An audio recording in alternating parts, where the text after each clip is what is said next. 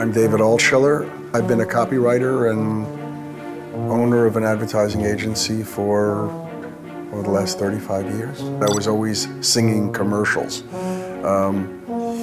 But I never anticipated in being in the advertising business. From a very early age, I planned to be a doctor. Didn't seem creative enough.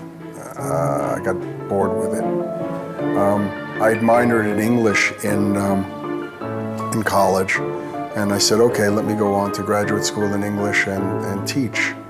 And I began to do that.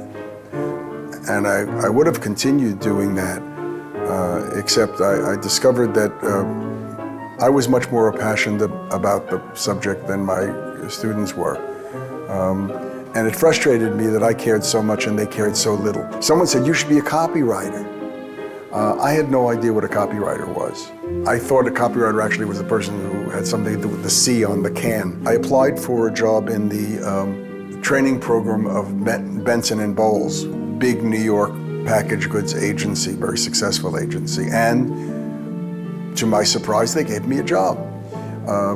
Essentially, they told me I was in the creative training program, but in reality, they put me in media estimating. It was an accounting job. I next went to a very, very large and very successful packaged goods agency here in New York called Norman, Craig & Cummel. Norman, Craig & Cummel had done a lot of the iconic packaged goods work of that period. Revlon, a lot of Colgate-Palmolive stuff, Ajax, and various brands like that. Maidenform bra. But they had a formula, and that was to try to visualize some memorable quality, some memorable line that people would be indelible in people's thought process. So for example, let Hertz put you in the driver's seat. It was a flying man coming into a car. Driver's seat today. As in, it was a dreadful agency, to my mind.